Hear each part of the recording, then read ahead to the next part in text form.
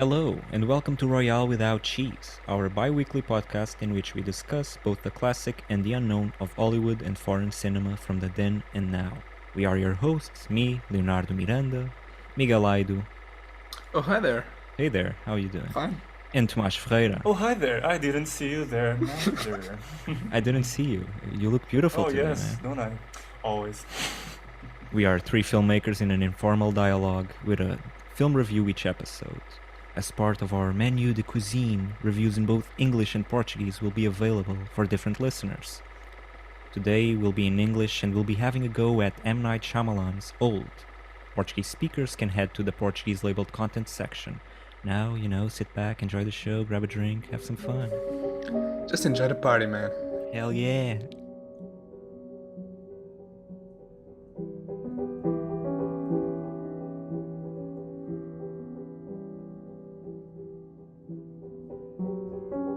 Old, everyone. Shyamalan's Old. So Shyamalan, at the period where people hated him, he made Lady in the Lake. He made The Happening in the Water. Well, same thing. That's a Chandler book, I think. But yeah, Lady in the Water. There's The Happening, infamous, The Last Airbender, and After Earth. Everybody thought he was done. Everybody thought he's a hack. He's never gonna come back. Then, out of nowhere, from the ashes, Oh my god. M. The Night, ashes of After Earth. the night settled again. The And he Dark came Knight back with Rises. Split. It's actually The Visit. I think it's first, no? Is it The Visit? Oh yeah, it is The Visit. Oh, yeah.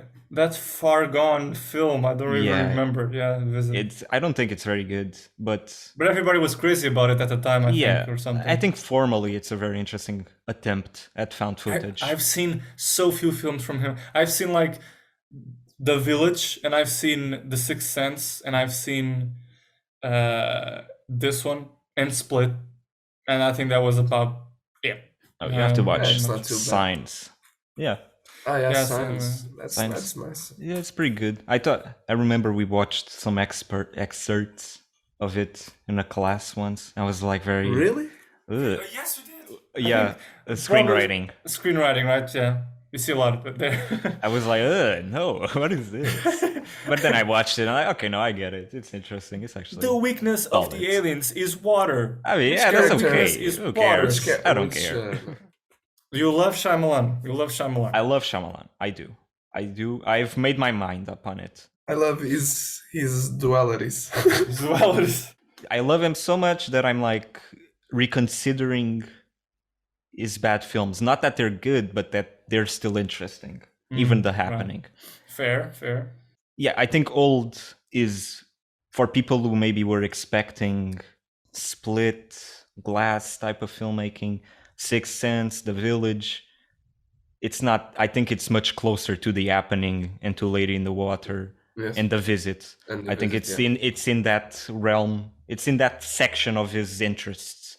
Very kind of goofy, very Between silly and scary. Yeah. exactly campy, silly, scary, a little too on the nose sometimes. But I think in that realm of him, this is his best film probably. And Yeah. because of that, that's why I'm saying like now I'm reconsidering The Happening and Lady in the Water because of how well he executed it here. But yeah, I'll have to watch them. I don't know if I'm gonna like them much. I haven't watched Lady in the Water, but yeah, I think you make a fair point. I have to see it. And even The Happening, I think, although The Happening, when he talks about it, I think he says something like, yeah, I really didn't want to do this to be camp or to be a B film. I wanted it to be serious. So in that aspect, I think it probably, It's a failure, yeah. yeah, I think to him it's probably a failure. Even if you can, I mean, the film gains a complete other perspective when you think of it in terms of the silly and the scary put together, like in this one. But from a personal perspective, I think to him it wasn't a good film. But yeah, I mean, it's that thing with him in these films of silly and scary. It's like the characters are speaking like in a poetic declamation, like they say lines and Yeah. they're so serious And on the lines. It's so, nose. It's yeah, and when it's kids, it's weird because they're saying really mature things with really intricate English, yeah. which really stands out and it just adds to the strangeness. Yeah. It's so He's so not weird. a very good writer. He's a great Oh, really? filmmaker in my opinion, but Yeah. he's not a great writer. But I take it like I don't care. Yeah. Like I do wish like work with a writer, man. Find someone you trust. Work with them. The thing is, work with a writer on After Earth, and that film is terrible. Yeah, true. So maybe you just can't work with a writer. It's not very good either. But that one is like it was more of a vehicle for Jaden Smith. Like it's more of a Will Smith fuck I've up seen him. than an M Night. I've seen Jaden Yeah. Smith in a podcast or something recently. It's just the cringiest thing, you He's know. terrible. Like, oh man, we can talk about Oh my God, yeah, geopolitics, yeah. you know, It- with the it state was of the a- world. It was that, but the sequence of what he said was like, sometimes I'm with my friends, and my friends are like, selfie, and then the podcast host is just being equally stupider, you know, and then he says, dude, can we like talk about the political economic state of the world right now? Yes, it's so good. You can see his little child voice. Yeah. Like this, just, I mean, I think, but at least he's more self-aware now. He he's- made a joke about it recently. he's about our that age. thing. He's Yeah. our age, and he feels like a kid, even more like. But I think that film and perhaps probably also Last Airbender, probably the ones that really bombed the most. I mean, if you think about it, they're the ones that had more sort of source material or things they had to reference or people they had to work with. Not so much original films that he had been making up until then and then made after it. Like complete original things that he wrote on his own. So even so, yeah, he writes dialogues kind of weirdly, but I think he still needs to be given the opportunity and the original idea rather than something pre-existing, which I think on the Last Airbender really, Yeah. took him to a corner. And yeah, I mean that film. Yeah, those two films do feel like a filmmaker down on his luck, trying to like, I just need to make something. No one funds my films anymore. Like, I guess I'll make these two pieces of shit. One because like a desperate attempt by a studio to make an adaptation of a very popular like source material, and the other Will Smith trying to force Jaden Smith to be a film star and failing. And M. Night just in the middle, like, yeah, I'll do it. Yeah, sure. That was the first sign of Will Smith's Yeah, parenting. All right, old. Old. It's like we never can talk about this film. How many times have we said old trying to start the conversation about the film? Anyway. Because the so context important. yeah. So you've said your It's bit. true. You I two said your have bit. much more to say. I have Much so much more to more to say. say. We will destroy you. The power of two against one. What did you think? Well, but yeah, go ahead, try. Sure. Try, you feeling child. Try to dismiss him. Amuse me. Here's me. Give me your worst. I'm Mike Tyson. I will give you your worst.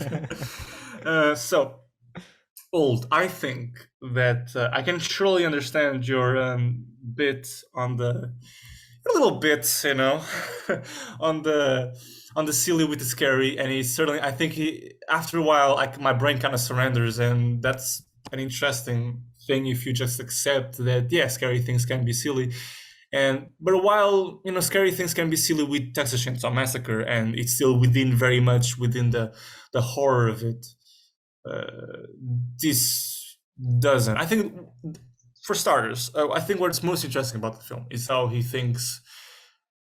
There's an interesting idea behind this film, which is the weaponizing of old age and getting old against humans. He likes to do this. He picks something, he makes of it a phenomenon, alien or whatnot, scientific, and he uses it against people. Has this, means to conflict in a story. And here is old age. I think it's interesting because it allows you to then have a platform in which to show how life passes in a blink. Kids grow very fast, and in afternoon makes people really reflect about all life's kind of hurdles in the matter of life's frailty. You're getting dementia, you're getting diseases, the kids getting pregnant, all that, and you getting through the trouble of having a kid die and whatnot, and you live all those emotions very quickly, and it's interesting to see life happening in a flash. He asks this question: what if life happened in the flash, and you have to live all these emotions of seeing the dear ones, die away and passing through this, very physical, harmful stuff in front of you in a matter of hours. And it's clear that he wants to achieve something deeper and in this direction. When you come to near the end of the film and you have the parents say, "What were we fighting? Well, what was it, about?" And it seems like he really wants to be endearing with it. I'm kind of like, I see where you're going. I see that you want to be sensible about it, but I really don't see what backs this up at night. But then I'm like, okay. So then I was like, so this is it. I was seeing it, and the scene, it's really tender. Because you don't have a heart. The heart. Here comes the first stab. That's right. And there's a fire. It's really tender and whatnot. But I'm like, I'm thinking, okay, in the hands of a more capable filmmaker. Don't you dare! Don't you dare! Don't you dare! He's like a good filmmaker. Like a Bergman or His a Tarkovsky. shots are beautiful. Are you Bergman? Like a Bergman or a Tarkovsky. This Oh could my really god! What is wrong with you? This story. Why are those the two you're going? Because Bergman Hands of lonely. Scorsese. Because Bergman, Lonely Island, hurdles of aging and death. Okay. Tarkovsky, science fiction, Solaris. Okay. So they could really pick this up and make it a contemplative story. There's something really lingering about this, but everything happens so fast. I understand it's part of the story, but also you can dilate time. I mean, it's hours. It takes a long time if you want to. That some things really feel like it's hurdle upon hurdle upon hurdle. To give an example, there's something really silly about there's the Trent guy, son of Priska and Guy, the Guy character who doesn't have a name. Has sex His name with... is Guy. His name is Guy. Yeah, it's Guy. Yeah, Guy. That was the point. Guy, That was the Guy. joke. Gael. Gael, eh? Gael? El Rara. Somehow we started. Juan Alright, Ignacio. Somehow we everything's started a connected. Batman joke. Yeah, okay, continue. Continue, you feeble non-believer. Entertain us. Entertain us. There's this scene on the point of everything happening so quickly that you don't really feel it and you're numbed out by it. Sometimes it works, sometimes it doesn't. In the scene where Trent is about to have supposedly sex with the kid from the other couple, you see the scene. He hugs her tighter, but it's so clean that I don't believe it. He wants to play with implicit side, but nah, I just think it's so clean. They're 6 years old. That's the point. That's the point too, because it's like they're talking, it's getting intense, and it's like, are they not? Cut to the adults outside the tent, and then suddenly they come out belly, and I'm like, my question by then is like, you were surprisingly fast in there, kid. Like you were surprisingly fast. Like what happened? So, okay, like the pregnancy, I get, because the effect of the but you were surprisingly fast. I mean, you were like just hugging her and then, job's done. But I think it's the just first time, an ellipsis. Yeah, ellipsis. Yeah, of course. No, it wasn't an ellipsis. It wasn't. Don't come. Is that your first argument? Because it's not gonna get okay. It's just. But I mean, you see them hugging, and then you go see some other action. Yeah. And then You don't know how much time passed between the two cuts. It was like seconds. It wasn't like a big thing. It was. How do you know that? You don't know that. They jump out. It's chronological. It's like continuity at its But like finest, the point here is that when you cut from one scene to the other, like you can never truly what did he say do? that it's simultaneous. Like this? No, I'm saying like if we're here talking, right, and now yeah. suddenly I cut to the kitchen, right? Surely, yeah. You don't know if it's necessarily happening like at the same time unless you can hear me talking from the kitchen, or if it's 5 minutes later. That's like Like 5 minutes is enough, I would say, for there is a 13-year-old or a 6-year-old kid in a 15-year-old body to come that Get in quick. there. Yeah. Yeah, pull the car. Yeah.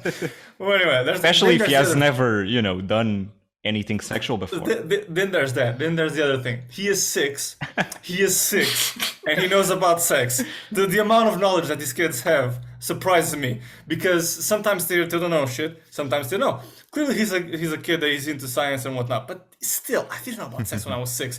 And the guy, he comes out of it and he starts commenting with his dad to start helping the pregnant girl, and he says, "Oh, we don't know. We were just playing. I thought you had to do it 6 or 10 times." And I'm like, what does this kid know? Like, how?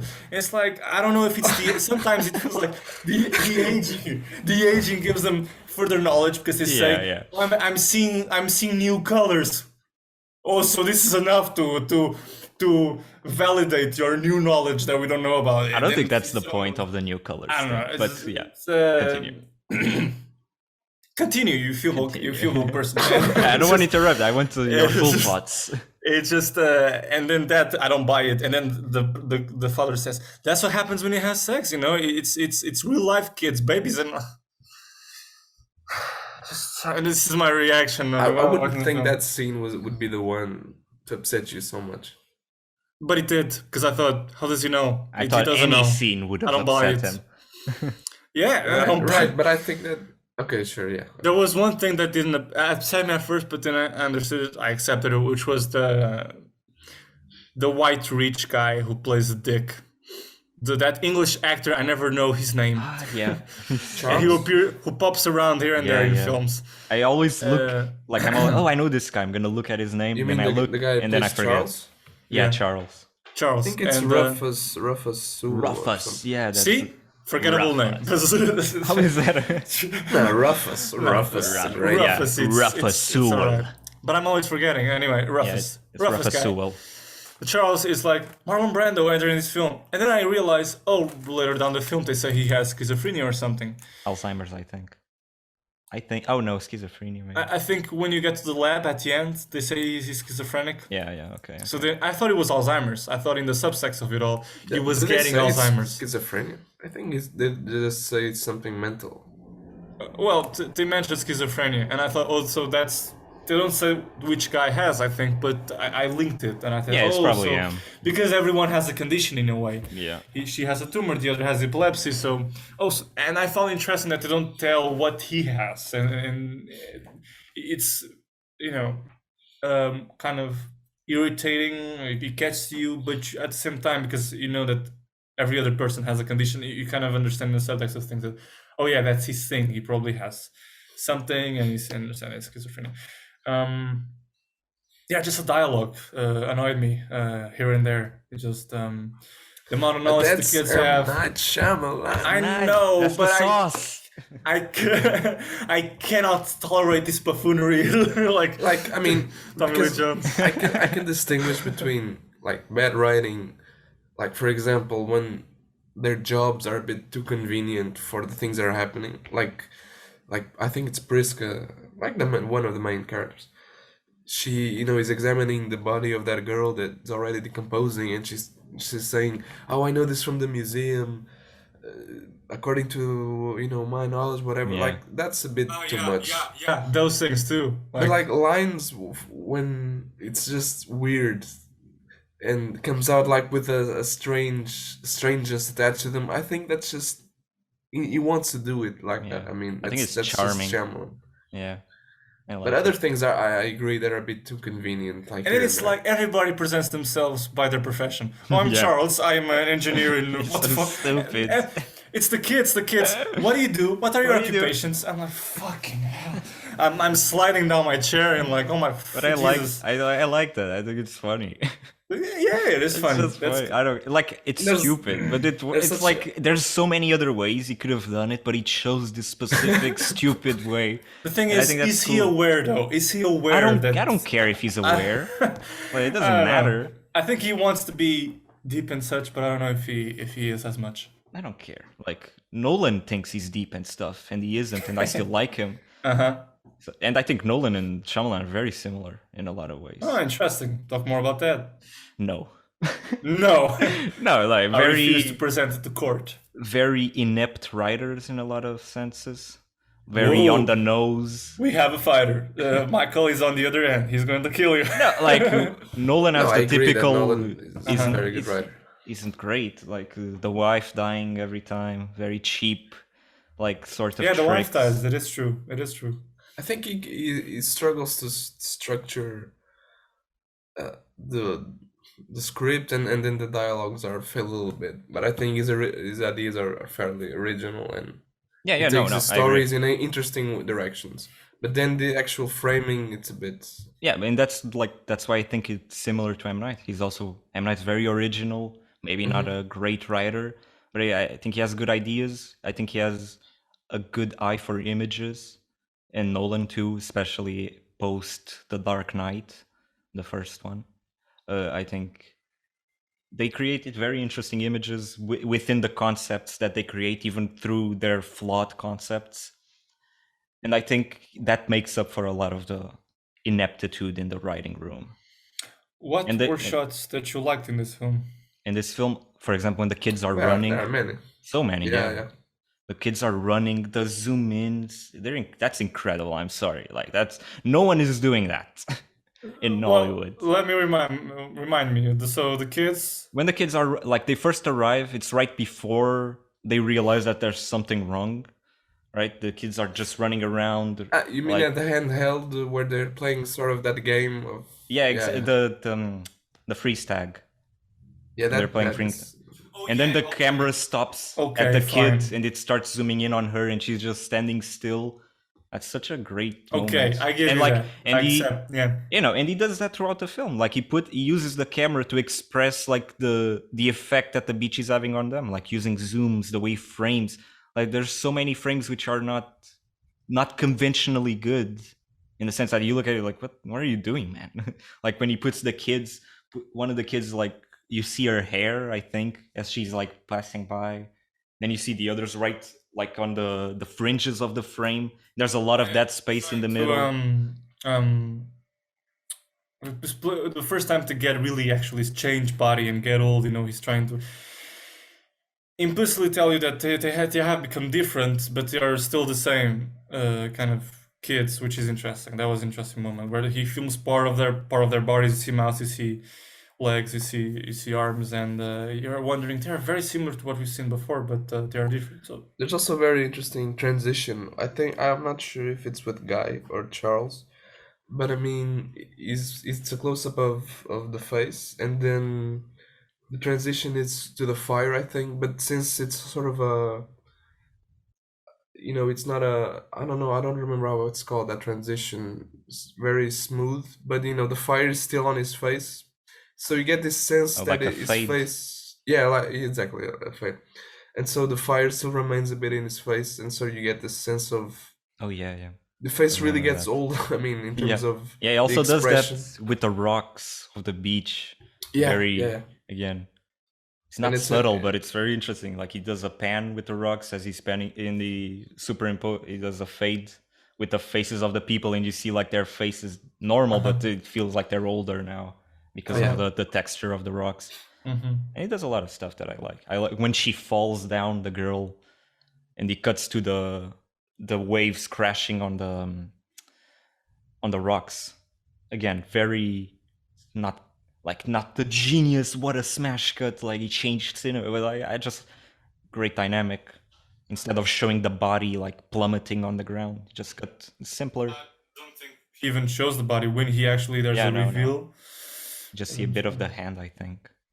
There's also interesting fingers. framing when the kids are playing with the toys on the beach, and it's like Guy and Priska in the extremes of the image, and he uses this double focus lens with the toys and the parents. When they're what? Shift focus lens, I think. Yeah, shift focus lens. Oh, okay. I used it actually. Ooh. In my film. It was pretty cool. Nice. He had it, so yeah, let's crack it. It's Okay. cool. It's cool. Yeah. Yeah, but there's also interesting framing there. Yeah, I think there's a lot of it. It's a matter of like is that enough for someone like you, Tomás? Is that enough for you to like the film? Probably not, but like for me, it's enough. I like that kind of. Like I said, I agree with some points. He has original ideas. I like the fact that he's weaponizing, let's say, old age against humans and making them reflect about it. And particularly in the inner workings of a family. And yeah, that's interesting. I just think, I don't know, I'm just spend my time curious about what would another director do, because I think he has ideas in here towards the end that, what are we fighting about? I still think about that line. What were we fighting about? And I think, I don't like you as much, you characters. I don't like you that much, or I haven't passed as much of a time with you to justify that line. I think in the hands of another director, I will be more sensitive towards you. But because you're such a kind of annoying with the, believe me, I'm a scientist. I did this and that. So, I study this. I study insurance and fucking shit. Very, again, super on the nose. One is worried about the future, the other about the past. Yeah.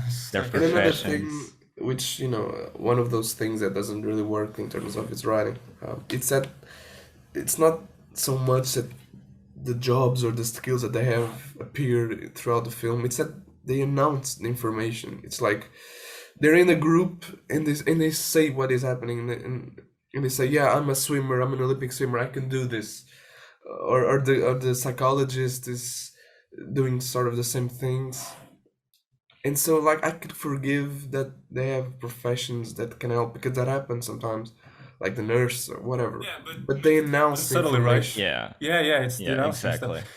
And then there's that psychologist woman who's always like, let's not exclude everybody's experience. And I'm like, are you serious right now? That line is so good. Everybody's being attacked by this phenomenon, and you're like, let's not exclude everybody's experience, okay? And I'm like, what the fuck is going on? But that's the part of that's funny. Like, Of course, the way it's he funny. mixes Yes, that it's those. funny, but There's also a really funny line from Trent when in one of his outbursts that he's saying something like, "I'm gonna get married and never Yeah, get a yeah, I divorce," or love that. something. yeah. So- Like, no, we're gonna get married. I'm never to gonna me- leave her. To me, it's annoying because I look at that. Are you trying to be deep with this? Because his parents and stuff. Because it's just funny to me. It's just funny, and I don't Why know are if you you know trying? Why are you I don't trying know to analyze if you M Night? know. Just I don't know take if you know it. it's funny. M Night, okay? I don't want you- care. Like, yeah, well, yeah. doesn't matter. Like, Yeah, I mean, it it doesn't matters a matter. little bit, of course. Like, I'm not gonna sit here and pretend like sometimes I don't do what you're doing. Of course I do. But with M Night, I don't care. Like, I'm an hypocrite. I really don't. Like, with some directors, I would make the same critique you're making, probably. Here, I don't know. But continuing the comparison to Nolan, their films are also very like about like phenomena, but also in relation to like filmmaking itself, because like Inception, like obviously he's talking about cinema as a way of creating dreams and whatever, like in these sub levels. Yeah. It's about filmmaking, like creating a world. And I think like I don't like Inception all that much. I think like for a film about dreams, and this is a very common critique, but it's very like direct, and there isn't much. Yeah, very bland looking. There isn't really a dreamy character to it. It's just a common heist film set within films. In suits, cities, and I think that- sometimes a train comes in. That's the sort of realism that he can't Yeah, but escape that's- from Yeah, his films. exactly. I mean, It's Yeah. his realism, but that's why it's annoying. It's like, why are you, Nolan, making then this film? Like, if you're just gonna make it like a Heat, but inside dreams, like he's more interested in in the process, the of gimmick it. and and the Yeah, mechanics yeah. of it. But then you watch Interstellar and you see, oh, he can go beyond just like this very realistic way when he's going to space, because in space being realistic means that you can just create anything pretty much, because it doesn't really matter. Like it's a different world. Even if he's being realistic, he's portraying something very unique that we don't see every day. And M. Night, like again, in here, he's reflecting about time in cinema, in the passage of time, and like in these again, he's not subtle. Like he's literally the guy in the vantage point with the camera looking at the stage, which is the beach, and seeing like the phenomena and seeing the things happen. Have a small ego, does he? I don't think so. Of course not. But that's I think in always Lady appears. in the Water, he is a writer who is basically flattered by very. some girl. He's the like the prophet or something whose writings are gonna change the world. Very bad. But here I think it works. I think it's interesting because it's not like in Lady in the Water. No. Where it's like pure bitterness of someone who's whose film specifically was dismissed, and now he's like, fuck you, like in my film I'm a king, everybody acknowledges me, and the critic dies, the critic who dismisses his film in that film is killed. Here I don't see bitterness. Like I think he's at peace with just, I'm gonna make a silly little film with some melodramatic elements and try to make it profound, and for me it mostly succeeds. And then the things that come back, like the first scene is in this bus to the resort, and you have the mother, the kids singing a song that does not exist. Terrible. It's completely made and it's annoying. And then the no kids singing in films. You know, I mean, since we've experienced Scarlet Witch's kids singing, I think we don't want no more singing from kids in film. And you have the mother, oh, I want to hear you sing one day when you are grown up. And I'm like, this is going to, my mind is like, this is going to come up later in the film at its most dramatic point. And then doesn't it happen? It does happen. And it's like, oh, shit. Anyway, just a little comment on. No, but like that scene is incredible. That first scene. What, the first scene? Of course. It's incredible. Genius. It's genius. Oh, God. It's so like one reference to you're getting older, whatever. Like I'm like, oh yeah, very subtle. Like billions of references within like 2 minutes. I'm like, okay, this is genius. And she says something like, enjoy the day or enjoy the ride. Something really cheesy. But in that sort of intricate English that he uses, like, I don't know, I don't remember her phrase, but it's so weird. Yeah, it's very Shyamalan. It's just only him. Well, I just imagine him writing this stuff and I feel good today. Yummy. I wanna toast. I've written a lot today. I'm proud. Like your portrayal of Shyamalan is so different than mine. Yeah, what's your portrayal of Shyamalan? He's just like a normal corny guy. Like he's just a very corny person, and I like that. Fine. Fair. I don't. You portray him like he's this.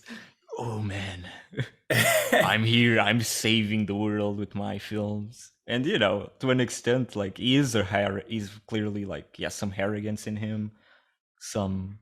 Because I think when I see him talking, I want to make this film, you know, it's a story, it's so good. When he talks, a little hunched, little, you know, high-pitched voice. Right, we have very different experiences with the man. Very different experiences. Yeah, you've seen more. So I've only watched films, yeah. But interviews, I've only watched like a couple. But I've seen a handful too. I like The Village. Yeah, I think The Village is a masterpiece, even with its shortcomings. Well, I've seen him a long time ago, but I liked it. I think I prefer Unbreakable, actually. Unbreakable is I have never seen Unbreakable. I've seen snippets of it as a kid. Always found interesting how Bruce Willis survives the train crash. I always stop there, never see anything else because something happens and I'm cut from the film.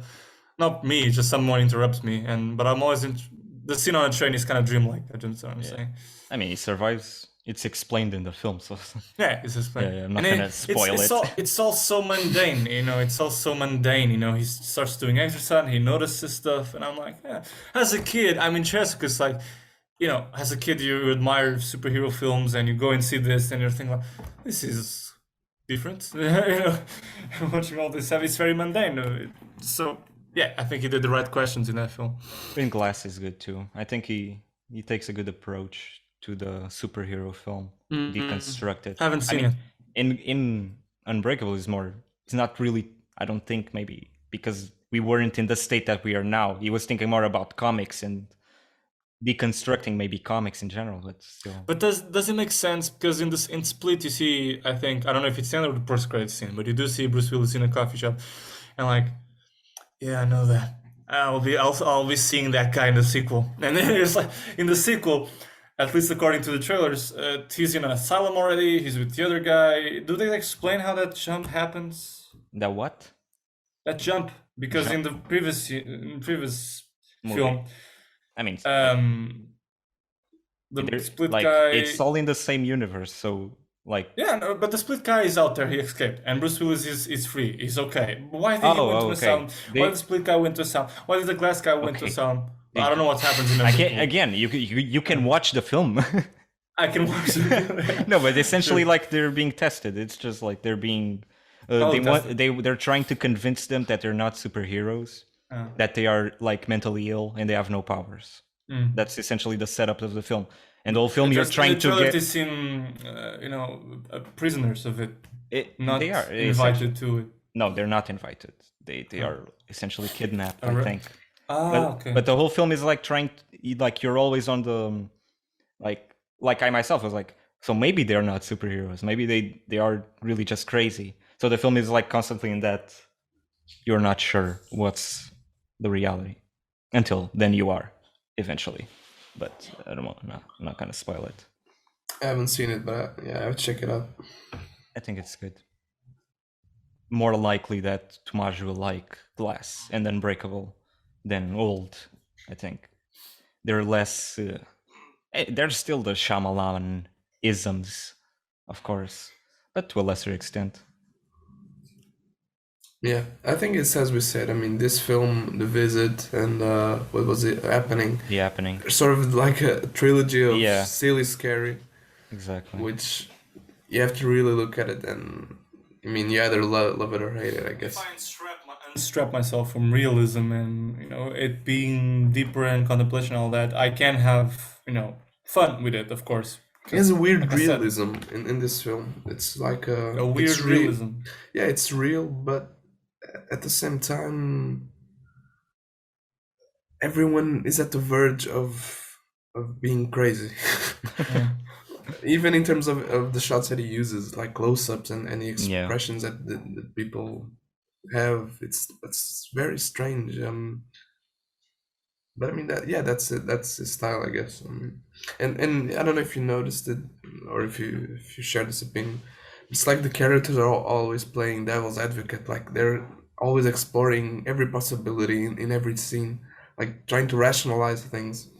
In that sense, they're not very different between each other. So it's like one of those traits that they all have, which they have other traits that differentiate them, but that one is one that they all share, which is they're always trying to explain what is happening to us as spectators, and to say, okay, maybe if it's not this, then it's that. Okay, let's explore other possibilities. And so that's maybe a little on the negative element. They take a tumor from her with their bare hands.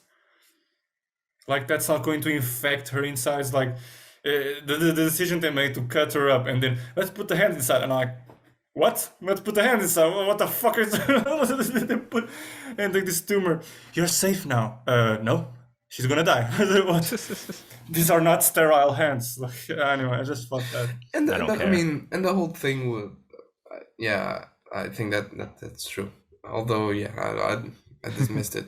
But the thing with the rust, I mean, which kills Charles, the rust wound. I mean, okay, I get the fact that rust is acting on your body faster, but I mean, it's not necessarily deadlier because it's because it's faster. So why would it kill him? I didn't quite understand that. Actually, I have no clue. But I don't know. I just buy it. Just because it's faster doesn't mean that rust is deadlier. I mean, I guess it's like, I don't know. I've never cut myself with rust, so I wouldn't know. You can try now that you know. I'll try it out. I'll send the results to M. Yes, and the results. Like I get that it would become infected faster, but why would it kill him? For me, it was just it's like an infection, and because it's faster, I guess he's dying faster. Yeah, I guess, and it's old. It's old. Old, and it's old. I will say that I don't like the ending. I think it sucks. I don't mind the ending. Really, I thought I was gonna like it now, but no. I think it ruins the feel of the film it does. and the surrealness of it. Now suddenly he's trying to make it clear what was happening. I think it should have just ended, and would have maybe it wouldn't be like fulfilling, but it would have made sense to just end it on the beach, like they all die or something. Yeah, either on the beach or them trying to escape through the coral, but never really Yeah, unveiling if they yeah, survive. being like executed or something, like shot through the water and dying.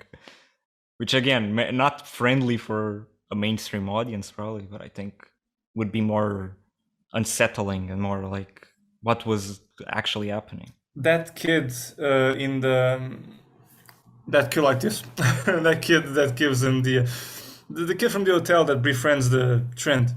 I didn't know that he had given Idlib.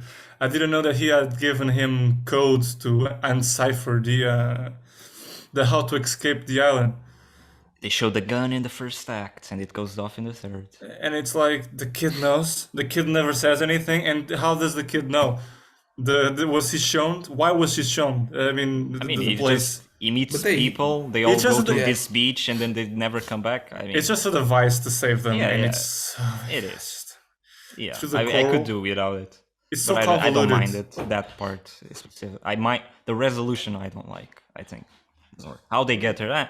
It's okay. I think if there's a film that I can understand the happy ending, I think it's in this one, because I think it's well, it warrants itself, that sort of connection between the two brothers. I mean, I think I understand it. I think if they're to be alive, it's those two. And although I understand that the ending explains a lot, I didn't mind it too I much. get, but I think he could have done something like that, an happy ending between the two, without it being an happy ending. I guess I don't know. Like I think the ending between the main couple, like the Gael and Vicky creeps.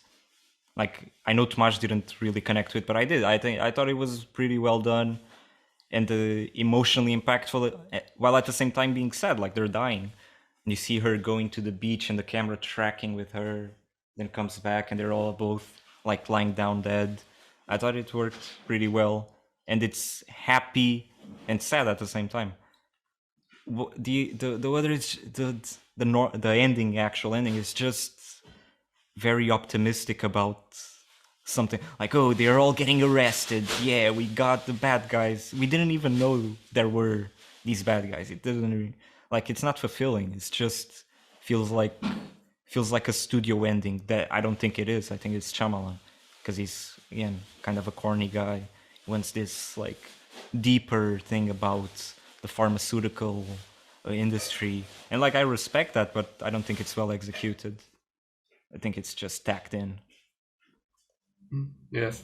No, yeah, I agree. I mean, I think it's less of a plot twist, sort of twisty Shyamalan, rather than just an explanation of what we've been seeing. Yeah, I agree. And so I think that is what makes me sort of not mind it, because he doesn't really go all out with this typical sort of third act. Yeah, and just is a bit more, okay, let's just explain what we've been seeing, but no more than that. Yeah, And so, that I understand. Yeah, that makes sense. I do. It doesn't feel like a twist ending. Like, ooh, yeah, it's just like, exactly. it's a natural development of what was happening. But I don't like it very much. But I understand it, and I see why someone would be fine with it. Yeah, but that's the thing. Okay, yeah, I see that it could have ended a little badly for the characters, or maybe even them dying. But I mean, you come from that emotional peak of between Guy and Prisk. It's kind of hard to imagine that the two brothers now, after that scene, something terrible is gonna happen to them. I don't know. The film sort of, when the other characters all die, it kind of pushes itself to a direction where, sad ending. It's sad on that side, but not tragic. And so I don't know. I don't really envision after that scene an ending that could be tragic for the brothers. So you know, it's a positive ending, and I think it's fairly justifiable. But again, I see what you mean. Yeah. Yeah. I see that. It's understandable. I just, I don't think in the final images. I don't know. I like final images that I connect to, and it's just an helicopter going away, kind of, right? It's Right. Yeah, that I didn't like. Yeah. I didn't like it. Going to the sea, just And then the line of how would you feel if you found your it's very mentor? like Marvel. Ooh, Yeah. how would you feel, bro? It's forgettable. It's forgettable, and it's like is just Marvel. that. It's Yeah. that it. Yeah, it doesn't work for me. But yeah, not the worst thing in the world. No. He's done worse. Mid-size sedan. What a name! What a boomer name of a screenwriter. Mid-size sedan. And then she said, "Oh my God, that's mid-size sedan." I'm like, me and the father are like, "What? Who's he?" And he's always saying, "Damn, bro." That's such Damn. a classic. Like, make the black guy say "damn" a lot. Yeah. So he's a black guy, so I guess he says this. You gotta say The "damn." thing is, I don't think he's aware of these things. No, Like, he's just Exactly, he's not aware. Yeah, I think even with the name, I think it's just funny as a name. Yeah, no, it worked. I like the name. I think it's funny, but at the same time, preposterous. it's like, who can come up with a name like that? But Shyamalan, what a lad, what a man, Oh, man. a legend. But that's even the names of the characters. Like, okay, you set aside Charles, which is very normal, but then like Maddox, Trent, Priska guy. Yeah. Like the first time she says it, I think they're in the hotel, and she has kind of this German accent because the actress is Vicky Krieps, and they're just talking, and then there's a bit of silence, and she says "guy," then I'm like, what? Guy. And you realize that's his name. Like every time he can come up with a moment of strangeness, he's gonna put it in a film, like whatever means necessary, and if it's through the names, he's gonna use the names as well. Like guy. Like how international that family is. You have a German, a Mexican, an Indian or Indian descent fella, and then eventually an Australian actress. And then I think it's a slight annoyance I have. I like when characters, when you play different versions of them in terms of age, look alike. I really don't think that the character of Maddox the actors do not look alike. Everyone else, great. Her, I mean, the actress, I don't think that her younger self looks. Thomasin Mackenzie does not look like her younger self, and then the adult, I could not pin them together. Now, who's the Indian actor? The name, or the Indian descent? Alex Wolff. He does look like he's the younger self. They all connect. I mean, he has a cheat code, which is the pimple or whatever it is. Yeah, the pimple. Yeah. Which makes it easier to convince you that it's the same person. But they do look more alike. That's all for today, folks. If you'd like to reach out and suggest a film for the next episode, you can find us on the podcast official Instagram and Facebook pages. Thanks for listening and see you next time. Bye-bye. Bye. Bye. Ciao.